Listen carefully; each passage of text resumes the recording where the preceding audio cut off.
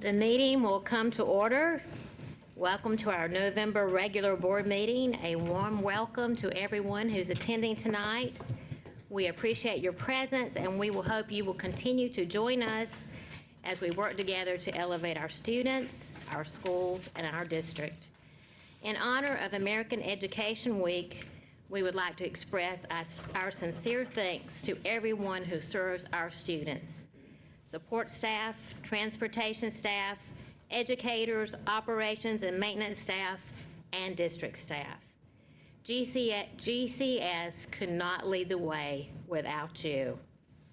Tonight, I would like to ask everyone who's in our building tonight or in our audience, if you serve the children of Greenville County in any capacity, if you would please stand and allow us to recognize you.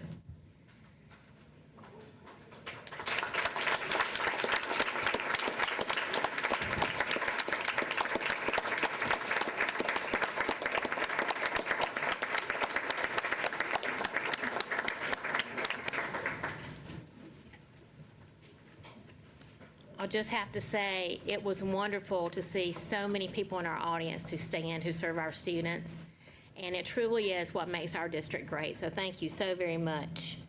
I would like to inform our audience that our board just left executive session to discuss personnel matters, homeschooling applications, a physical education exemption, a contractual matter, 2 discipline appeals, and to receive advice on legal matters pertaining to the Equal Access Act. No decisions were made and no votes were taken. Our first item on the agenda is the welcome, the prayer, and the Pledge of Allegiance. Please stand for our prayer and remain standing for the Pledge of Allegiance. Dr. Presley, our board secretary, will lead us into prayer. Dr. Presley? God of mercy and love, during this season of Thanksgiving, tonight we give thanks to you for our most precious resource, our students, and the promise they hold for our future. Please continue to protect them and to guide the decisions of our teachers, support staff, and administrators to always be in their best interest. All this we ask in your name. Amen. Amen. Thank you, Dr. Presley, so much. And Mrs. Morrison-Fair, I believe we have a student from your attendance area who will be leading us in the pledge tonight. Would you mind introducing them? Thank you. Thank you so much, Madam Chairman. Tonight, we welcome Jamira Alexander to lead us in the Pledge of Allegiance. Jamira is a 5th grade student at one of our awesome elementary schools, Cherrydale. Cherrydale, where the motto is, we serve every student, every day, whatever it takes. Jamira is also extremely talented. She is a challenge student, a member of the Panther Morning News program, the Pearls Girls Group, and serves as a dedicated member of the Safety Patrol. Jamira excels academically, especially in reading and writing. She also enjoys acting, dancing, and listening to music. She aspires to attend college and pursue a career as an actress and a mystery novel author. The youngest of 3 children, she loves spending time with her family and helping her mother around the house. She is accompanied tonight by her mother, Katrina Simpson, her brother, Jamari Alexander, her grandmother, Betty Dindy, and other supporters from elementary school, including her principal, Deborah Johnson. Ladies and gentlemen, Ms. Jamari Alexander. I pledge allegiance to the flag of the United States of America and to the republic for which it stands, one nation, under God, indivisible, with liberty and justice for all.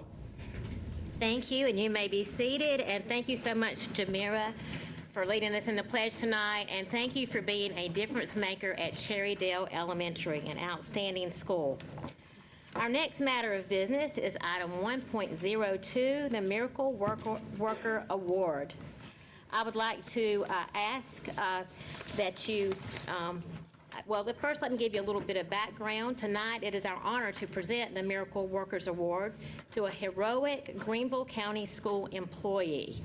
The Miracle Workers Award was first approved by the board in 1996 to recognize individuals for going beyond the call of duty. Our Miracle Award recipient this evening is Shane Ruiz. Mr. Ruiz has served as a groundskeeper at Berea Middle School for 9 years. He is a part of the Greenville County School family. His wife Amber is a teacher at Berea High School, and his 2 sons, Gresham and Liam, are students at Duncan Chapel Elementary.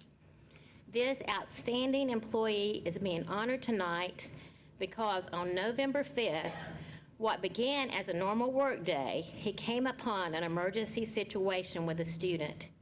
His reaction was nothing short of heroic. Please turn your attention to the screen to learn more.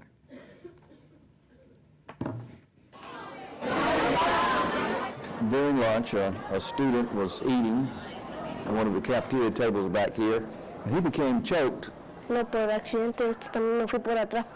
I was in the lunchroom and I was in my seat and I fell back, and that's when my friend got up and he went to go get some teachers, and that's when they were informed and they were calling for someone to help me. Our groundskeeper, Mr. Ruiz, noticed it. And I just walked up behind him and was trying to get him to stand up at first. He just wasn't breathing, so I just gave him the Heimlich maneuver. And finally, with a good thrust of the Heimlich maneuver, the lodged food in the student's mouth shot out. Come on, man. Come over here. You all right? You all right? Yeah. Yeah? I mean, I didn't really think too much. Now it's sinking in. I mean, it does feel good to help somebody out, get them breathing again. I honestly don't consider myself as a hero. We're all here to help everybody. He stepped forward and did the right thing. You ready to eat some more pizza? Yeah. Chew this time, though, man. Chew. And that means everything in the world. Thanks to Mr. Ruiz's quick and skillful actions, the student was soon back to class and learning, and his family is exceedingly grateful. I would like to ask Mr. Ruiz and his family to come forward along with Principal Johnson. And Mr. Ruiz, I have just a few things I would like to say to you. I also have Mr. Scott Klein here, who represents the Berea Middle School area, and he will be assisting with the award tonight. Mr. Ruiz, you serve as an inspiration to us all. Your actions are an example of how we all hope to respond in an emergency situation. You kept calm, utilized your knowledge, and showed your care for a child, likely saving his life. It is our honor and good fortune to have you as a part of our Greenville County Schools family. Please join me, everyone, in recognizing Shane Ruiz with the Greenville County Schools Board of Trustees Miracle Worker Award.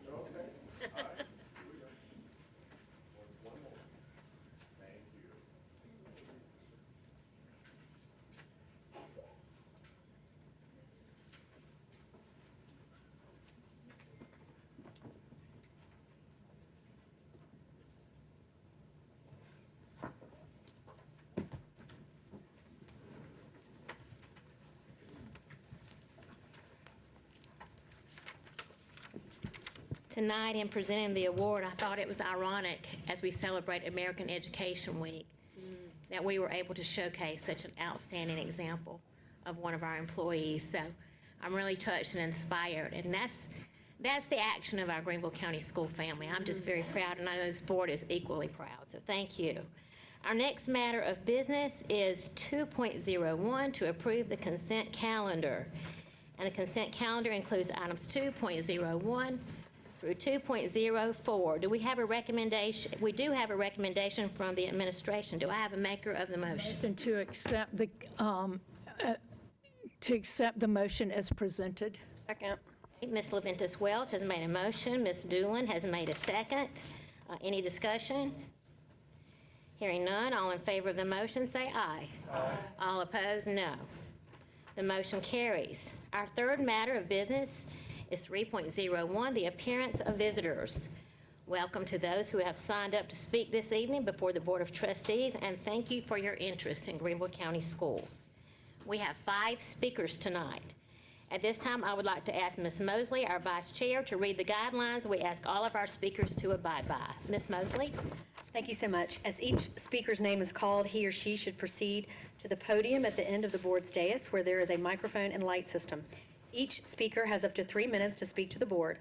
The light system will be green for the first 2 minutes and will turn yellow when 1 minute remains on the speaker's allotted time.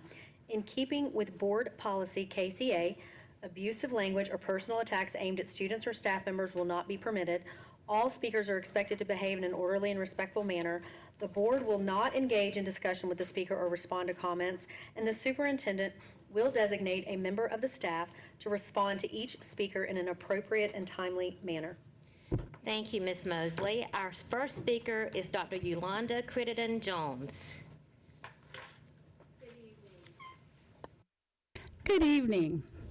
My name is Dr. Yolanda Crittenden-Jones, and I serve as the Community Engagement and Leadership Director for Public Education Partners, affectionately known as PEP.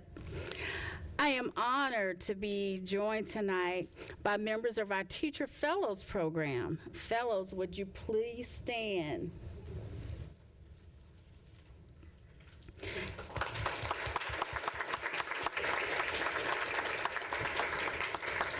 This year marks the 5th year of the Teacher Fellows Program, a half-year policy and advocacy fellowship designed to empower educators. Through bi-monthly sessions, participants learn from experts, engage in meaningful conversations about South Carolina education policy, and strengthening their skills as advocates for their students and schools and communities. As a part of this transformative experience, we are here tonight to observe a school board meeting in action. Just last week, we had the privilege of hosting Dr. Carolyn Stiles, Julie Horton, and Mr. Chuck Sailors as guest speakers.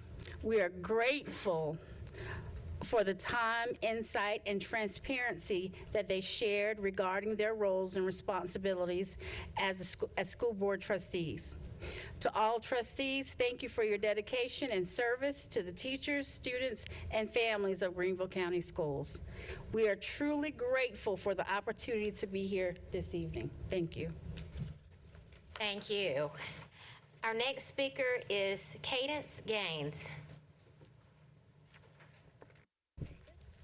Hi, my name is Cadence Gaines, and I'm a member of the Future Teacher Academy Leadership Board. I'm incredibly grateful for the opportunity to speak with you guys again tonight. I am a senior at Hillcrest High School, and I plan to attend the College of Charleston to study early childhood education next year. I hope to teach at the elementary level, specifically grades kindergarten through 3rd, and eventually move into educational administration later on in my career.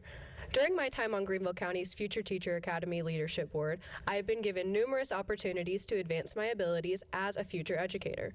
One of the most impactful was our recent trip to USC Upstate's Child Advocacy Center, where we were able to gain new perspectives on how adverse childhood experiences may affect our students. Members from the Advocacy Center facilitated a hands-on activity that demonstrated how child development is influenced by ACEs. We were also taken through a mock house that revealed the potential difficulties faced by students in such situations. My experience at the Child Advocacy Center was incredibly eye-opening, and it instilled within me a newfound empathy that I will carry with me throughout my career in education. I want to thank you for allowing me to speak here again tonight, and I look forward to my future as an educator and leader, hopefully here in Greenville County Schools. Thank you. Our next speaker is Shantae Beeks. Hey, good evening. I am actually a parent of a child that goes to Bryson Middle School. And I just wanted to kind of ask some questions. They don't have to be answered tonight, but I do just want to know a couple of things. And thank you for giving me the opportunity to speak. I'm here tonight because I deeply care about the safety, fairness, and success of every student in our district. Discipline plays a major role in shaping our school environment. And I believe it's important for parents to understand how these decisions are being made. First, I'd like to better understand how the district ensures consistency. Are discipline policies applied fairly across all schools and classrooms? And are you monitoring data to identify any disparities by grade level, school, race, gender, or disability status? Second, I like clarity on communication with parents. What is the expected timeline for informing parents about disciplinary incidents, and how is it decided when a teacher handles an issue versus when its administration becomes involved? It's also important that parents understand their rights throughout the process. Third, I'd like to ask about prevention and student support. What proactive strategies are in place to prevent behavior issues before they escalate? And what training do teachers receive in de-escalation, classroom management, and trauma-informed practices?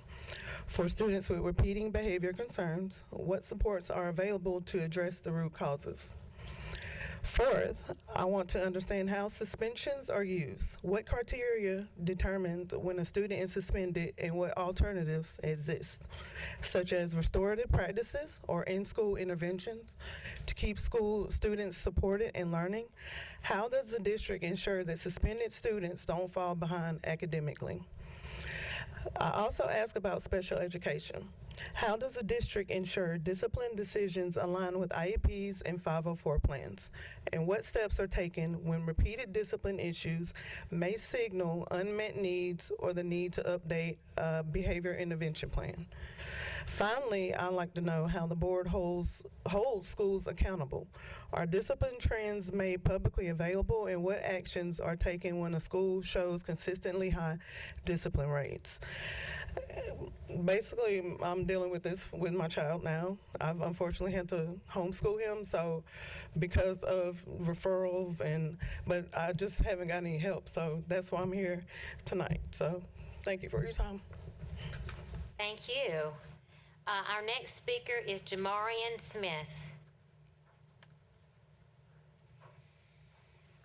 Good evening, everyone. I'm Jamarian Smith, and I go to Wayhampton High School. I'm a senior student athlete. I play football and lacrosse, and I'm on FTA Leadership Board, and I've been a student in this class for 3 years now, and it's a blessing. And if you would have told me I would have been going to college to become a future teacher, I wouldn't have believed you for sure. But it's such a great opportunity. Being a part of Leadership Board and being part of this class, met a lot of great people, had a lot of great experiences, field trips, just time out of class is a good time, so I love doing that. And I'm also a part of SALC, Student Athletic Leadership Council, which highlights top students on the field and in the classroom from every school, and that's also a blessing to be a part of that. And I think this class has helped me with that, with public speaking and being able to be in a room with people I don't know and just being able to talk and being able to connect. So I'm so grateful to be here and thankful for everybody in this room. Thank you. Our last speaker is Andrew Bennett. Hi, my name is Andrew Bennett. I'm a second-year medical student here at Greenville, and my goal today is to briefly introduce an emergency rescue inhaler stockpile program for Greenville County Schools. For context, in 2023, the state passed the SAVE Act, which allowed schools to have stockpile reserves of 3 life-saving medications: albuterol for acute respiratory distress, epinephrine for allergic reactions, and naloxone for opioid overdoses. This law, however, only allowed schools to stockpile these medications, but did not provide any funding. Many school districts across the country, including Charleston County, have already implemented similar programs, and I've communicated with various key stakeholders about this issue, including Nurse Janet Lage, Director of the Medical Health Services for Greenville County School District, who has communicated to me that the county does have access to naloxone and epinephrine stockpiles through donations, but does not have access to albuterol. One of Nurse Lage's concerns was that this program would require stable funding rather than rely on donations. Implementing this program is already outlined by the South Carolina Department of Public Health, who has a toolkit available. In short, everything is already in place for implementation. It just needs funding. To underscore the importance of this program, currently asthma is the #1 cause of disease-related absenteeism in children, and asthma is responsible for 1 in 4, 25% of all pediatric hospitalizations. Having inhalers stockpiled in schools would hopefully allow kids to stay in school if they experience respiratory distress and not have to take unnecessary trips to the emergency department just to be administered albuterol anyways. Based on data from a program implemented in Arizona, the cost of this program would only be about $114 per school per year, which I am estimated to be about $12,000 for all 106 public schools in Greenville County per year to have access to life-saving medications. I don't have time today to go into the specifics about this program, but I'm happy to work with anyone interested in facilitating this initiative and implementing this program. My understanding is that administrators and school nurses are currently engaged in making sure that we provide all of these medications to the students according to the SAVE Act. I urge the board to ensure that there is sustainable funding for albuterol in addition to all the other 2 life-saving medications specified. Thank you. Thank you. Our fourth matter of business is the superintendent's report. Dr. Royster. Thank you, Dr. Stiles. Excuse me. It has been custom for several years now, more than a decade. We seed the superintendent's report in November in recognition of American Education Week to the reigning Greenville County Schools Teacher of the Year. So tonight it's my honor to present to you Morgan Smith, who you have already seen as she has been in her role now half a year. As you may recall, Morgan brings a passion for education shaped by her family's legacy and her own experience as a student in Greenville County Schools, inspired by her grandmother, a principal with 40 years of service, and her father, a school plant engineer. Morgan believes education is rooted in connections, making every person seen, felt, heard, and valued. Her teaching philosophy reflects the lessons passed down from her family, that nurturing positive relationships and holding high expectations are key to building successful, contributing members of society. In her classroom, Morgan uses engaging real-world experiences, like transforming a room into a coffee shop or inviting community professionals to speak, to make learning relevant and memorable. Through these experiences, students not only meet academic goals, but also begin exploring future careers. She also champions wellness and positivity among educators, founding the SPARK team, support, positivity, appreciation, respect, and kindness at her school, which she created to implement daily positive interactions and appreciation initiatives to support and uplift others. We don't get burned out because of what we do, she has said. We get burned out because we forget why we do it. These efforts have helped build morale, strengthen relationships, and inspire hope across her school. Her commitment to supporting individual students is evident in the thoughtful way she incorporates their voices and perspectives into her classroom. She prepares students for life beyond elementary school by incorporating Graduation Plus initiatives into her instruction. Her classroom regularly hosts guest speakers from the community,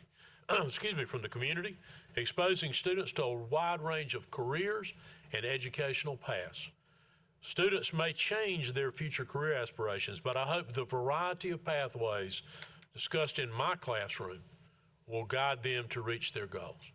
Morgan has and is conducting herself in an exemplary manner, representing the profession and the school district and her school.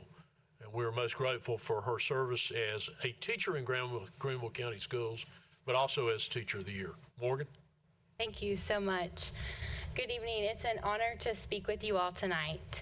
For those of you who don't know me, that introduction was phenomenal, but I am a 5th grade teacher at Robert E. Cashin Elementary and was selected for the Teacher of the Year this year. And it's been an honor to represent the district through the ventures that I've had so far.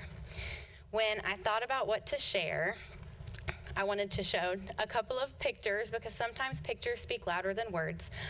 They did a phenomenal job, Dr. Royster. Thank you for describing my classroom perfectly, but just so that you can have a glimpse into the regular in my classroom and what we do and the people that support me. This really has been a phenomenal theme to go along with what I wanted to talk about tonight, because consistently what I've heard is Greenville County School family, it's American Education Week, we're right around the corner to Thanksgiving, we're all very grateful for what we have here, and that's really the theme of what I want to get at tonight. So, when I pondered what to share, I kept returning to a moment earlier in the year when I was first introduced to the board at the Rotary Club event at the beginning of the year. I brought someone who was very close to me and shaped my life and career, Carolyn Morgan, my grandmother, who served in the district for 40 years in roles including principal. She introduced me to you like old friends, and that simple act reminded me what it means to be part of the Greenville County Schools family. At that event, she introduced me to Dr. Stiles, and I was early in my District Teacher of the Year career. I was putting faces with names and learning people, and I was very excited to be attending my first board meeting that evening. So when I was introduced to Dr. Stiles, I said, "Will you be at the board meeting tonight?" And she said, "Absolutely, I will be, because I am the board chair." So these small humorous moments reflect my purpose. I'm wanting to get to know others and build that community. Greenville County Schools has always felt like home because of the people who shaped me, and tonight I want to introduce you to some of those people that made it feel that way and shaped me into the educator I am today. So if you take a look at this slide, I tried to compile some of the most impactful people that were right here in Greenville County Schools that really made a difference for me.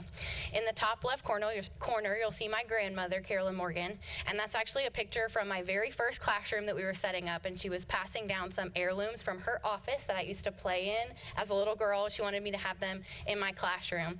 She modeled the biggest heart for education that anyone has ever had for me, and also having high expectations for those around you and have that ripple effect. She eats, sleeps, breathes education, and even now in retirement wants to have conversations with me about it daily. So she's a huge role model in my life for that. In the bottom left-hand corner, you will see a picture of my father, and this picture was actually taken at the Teacher of the Year breakfast. I'm so grateful for the photographer that snapped this because it shows exactly who he is as a worker and a father. He's so caring and has such a big heart. And when he was a custodian in his building, he worked hard every day to make sure that everybody felt seen, loved, and heard. Several of the custodians that were on his team and staff members in the building attended our personal family Thanksgivings just to make sure that they felt loved and included. So that heart for education and the people around him came directly from him to me. In the middle there, you see two of my personal Greenville County Schools educators. The top is my 5th grade teacher, Miss Rowe. She was very excited about education, made me feel so passionate and just excited to learn every day. She kept in touch with me as I went to middle school, was a mentor, and made me feel like I was important. The middle bottom picture is Miss Ryan. That is my high school math teacher, and you would never have been able to tell high school me that I was going to be a math teacher and love every day of it. I taught standard algorithm division today, and it was fantastic. She would be so proud. But she really made me feel like I could do that, and I strive to be the teacher that she was. And then the last two pictures on the right are from my professional career. The top is Melissa Campbell, the instructional coach I had for the majority of my career, and she saw leadership in me before I saw it in myself. And she taught me that my emotion is not weakness, but it's passion for the career that I have. And then in the bottom right corner is Elizabeth Dodd, who Dr. Royster has already spoken about briefly, but she helped me found the Spark initiative in my building. When I faced teacher burnout in my career, she really brought me back to what my purpose was and made sure that that was not going to happen for anyone else in my building and anyone that we could reach in education. Through Spark, we do things like in-school initiatives, out-of-school socials, community service for the people that are around us so that our teachers know that they're making an impact every day and they're uplifted.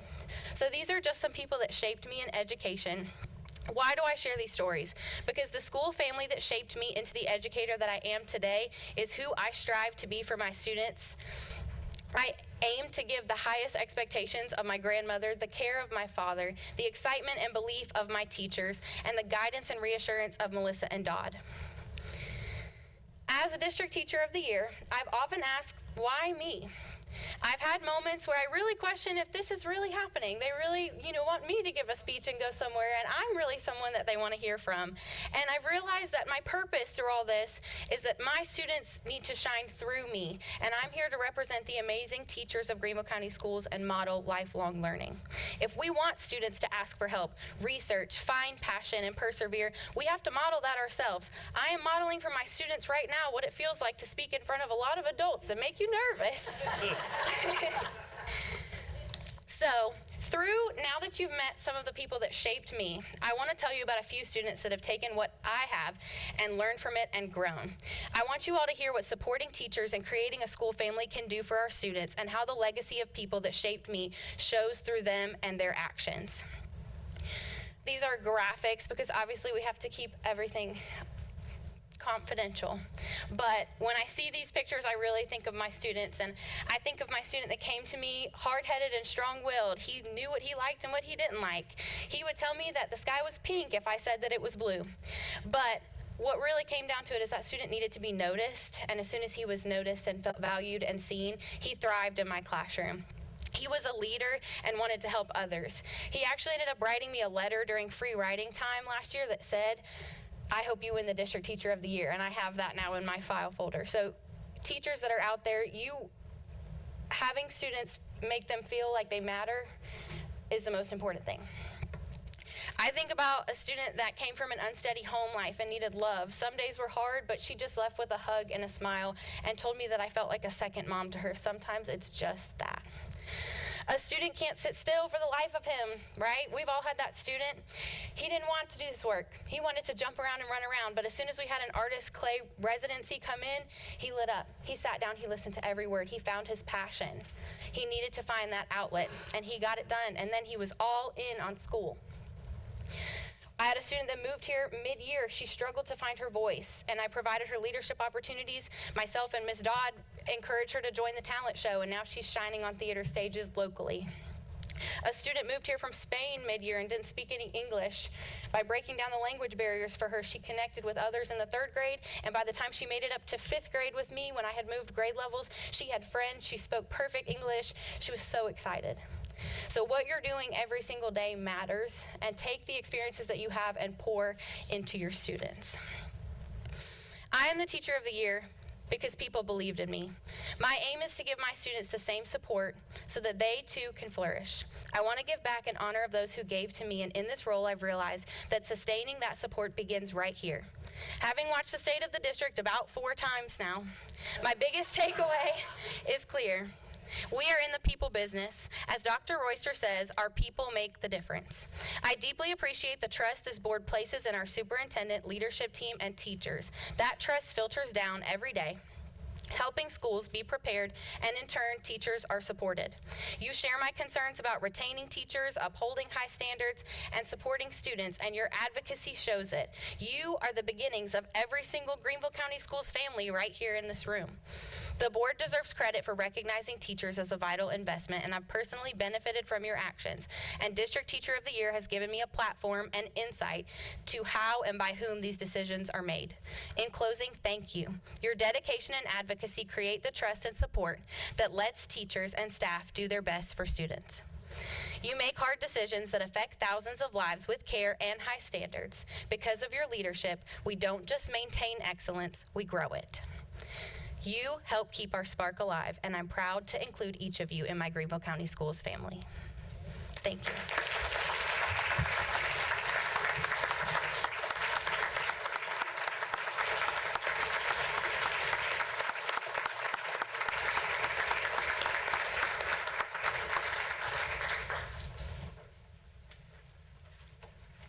Thank you, Morgan, for that very inspirational message. We appreciate it so much. Our next 5 items are action items, and our first action item is 5.01, the Annual Comprehensive Financial Report. We have a recommended motion from the Committee of the Whole to accept the FY 2025 Draft Annual Comprehensive Financial Report as presented in order to meet the December 1st, 2025 deadline. But if there are any findings, significant deficiencies, or material weaknesses in the single audit following receipt of the revised guidance, the audit must be resubmitted for consideration by the board. This motion does not require a second. Any discussion? Hearing none, all in favor of the motion say aye. Aye. All opposed, no. The motion carries. Our second action item is 5.02, procurement audit. We have a recommended motion from the Committee of the Whole to accept the 2024 procurement audit as presented. This motion does not require a second. Any discussion? Hearing none, all in favor of the motion say aye. Aye. All opposed, no. The motion carries. Our third action item is physical education exemption. We have a recommended motion from administration. Do I have a maker of the motion? Madam Chair. Yes, Ms. Mosley? I would like to recommend to approve the physical education exemption for one student at Malden Middle School. Mrs. Mosley has made a motion. Mrs. Doolin has made a second. Any discussion? Hearing none, all in favor of the motion say aye. Aye. All opposed, no. The motion carries. Our fourth action item is 5.04, Student Discipline Appeal Number 1. We have a recommended motion from administration. Do I have a maker of the motion? Madam Chair, Yes, Ms. Middleton? I'd like to make a motion to affirm the decision of the hearing officer and deny the appeal for student A. Thank you. Ms. Middleton has made a motion. Do I have a second? I'll second the motion. Mr. Sailors has made a second. Any discussion? Hearing none, all in favor of the motion say aye. Aye. All opposed, no. The motion carries.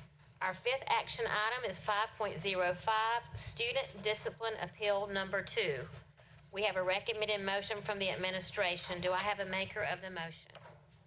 Madam Chair, Yes. I would like to recommend the motion from the administration to affirm the decision of the hearing officer and deny the appeal for student B. Ms. Brett has made a motion. Do I have a second? Second. Second, Ms. Middleton. Any discussion? All in favor of the motion, say aye. Aye. All opposed, no. The motion carries. Our sixth matter of business is 6.01, information action from board committees and liaisons. Would anybody like to report on the work of their committee tonight? Madam Chair, I'll give a brief update. Thank you, Ms. Mosley. We had an ad hoc committee meeting earlier this afternoon for the AI and I can't remember the rest of the name of our committee at this point. Technologies. We reviewed a draft of a policy that we're going to be voting on in the near future, but we have some edits to do to that policy. Mr. Webb is working on that very hard, and we will have something to bring to the board, hopefully after the next meeting, if we don't have to tweak it anymore. So stay tuned. Thank you so much, Ms. Mosley, and thank you for your leadership on this committee. Does anyone else have anything they would like to present tonight in regard to their committee work? Okay. If not, our final agenda item is 7.01, the monthly financial report. You received the information. Does anyone have a question for Mrs. Stack? No questions? Okay, if there are no questions, this concludes our agenda.